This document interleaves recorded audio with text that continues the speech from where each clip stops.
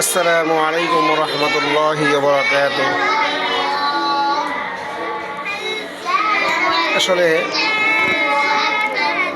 বাচ্চারা এখন মেহনত করে পড়তে চায় না। উস্তাদ যতই চাক, প্রতিষ্ঠান কি পড়ে দেয়? আপনাদের কাছে আমার প্রশ্ন, প্রতিষ্ঠান পড়ে দেয় না। যারা প্রতিষ্ঠান পরিচালনা করে আসলে তারা কি চায় যে আমার বাচ্চাগুলো নষ্ট হয়ে যাক? আমরা মূলত চাই প্রত্যেকটা বাচ্চাই আমাদের কাছে আমানত, ওরা যেন ভালো করে পড়ে আলেম হাফেজা আলেমা হয়ে যায়। আসলে দেখেন, এই যে বাচ্চাটাকে আমি কাছে বসিয়েছি, এতবার বললাম বর পর পর পড়তেই যায়। দেখেন দেখেন আপনি দেখেন, মুখটা খুলে পড়ে না। এই জোরে পড়বি না, আয় তো জোরে পড়, জোরে পড়, আয় তো জোরে পড়। আসলে এখন যদি পিটানো হয়, সেটা আবার বলবে কি যে আমার ছেলেকে আমার মেয়েকে পিটাইছে হুজুর।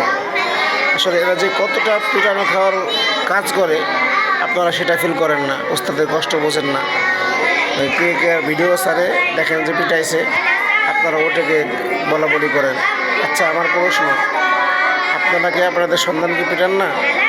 হ্যাঁ, একটা কথা বললে যদি না আসেন, আপনি কি পেটান না? তো সেটা সার্কুলার হয় না। কিন্তু হুজুররা যদি একটু পেটায়, আসলে এটা সেটা তো ভালোর জন্য পেটালো। আমার বাচ্চাটা জোরে পড়তেছে না, এই জন্য শাসন করছে। আমার বাচ্চাটা পড়ার সময় দুষ্টামি করে, এই জন্য পিটাইছে।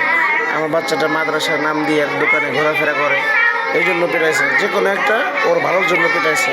কিন্তু আমরা সেটাকে কী করি? বাহিরে বলা বলি করি, অমুক মাদ্রাসা ভালো না, হুজুররা পিটায়। আসলে আমার এই মাদ্রাসার বয়স 7 বছর। আমি কখনোই এদের সামনে আসি না, ম্যাডামই পড়ায়। তো আজকে ম্যাডামে ছুটিতে গেছে, অন্য দিনও আমি পড়াই ছোটোদের বাচ্চাদেরকে। যাদের সামনে আসা আমার জন্য জায়েজ আছে। তো কিছু আমপাড়া, কিছু কায়দার ছাত্রদেরকে নিয়ে বসেছি। আসলে ওদের যে পরিমাণ বর্তমানে পড়া উচিত, ওরা তার 100 ভাগে 20 ভাগও পড়ে না। আসলে ফাঁকিবাজি চলতেছে পৃথিবী ঘোলার ধরে। অনেক কমই মাদ্রাসা আছে আসলে হুজুররা মেহনত করতে চায়, কিন্তু বাচ্চারা মেহনতি না। আসলে উস্তাদ এবং ছাত্র এই দুজনের প্রচেষ্টাই একটা ছাত্র মানুষ হয়। এটা কে বোঝে বলেন? আমরা এখন ঘন ঘন মাদ্রাসা হওয়ার কারণে অভিমান করে অনেকে মাদ্রাসা পাল্টিয়ে ফেলে। আসলে মাদ্রাসা পাল্টানোর মধ্যে সমাধান না। আপনার বাচ্চাকে বলেন ভালো করে পড়তে। আসলে আমরাও বলতেছি, আমরা চেষ্টা করতেছি, কিন্তু আপনারা আমাদেরকে একটা ভয় দিয়ে রেখেছেন, হুজুর পিটানো যাবে না, শাসন করবেন না, অমুক মাদ্রাসায় পিটায়। এই ভর্তির সময়ে কথা বলছেন, আমার মধ্যে একটা ভয় ঢুকিয়েছেন, মানে আমিও পিটাইতে পারবো না। সেজন্য আপনারা যদি বলে যান হুজুর যতটুকু শাসন করতে হবে, তাহলে ইনশাল্লাহ ওরা মানুষ হবে। একটু ভয়ভীত থাকলে, শাসন থাকলেই ওরা মানুষ হবে। আসলে শাসন না থাকার কারণে আজকে আমাদের প্রতিটা ঘরে, রাষ্ট্রে, বাহিরে, সমাজে এরা স্বৈরাচার হয়ে উঠছে। এর প্রতিবাদ যদি চলে, সব জায়গায় স্বৈরাচার নামক দুশ্মন, স্বৈরাচার নামক বাবা, স্বৈরাচার নামক ছাত্রী, স্বৈরাচার নামক ছেলে মেয়ে আমাদের থেকে কী হবে? ভালো হয়ে যাবে।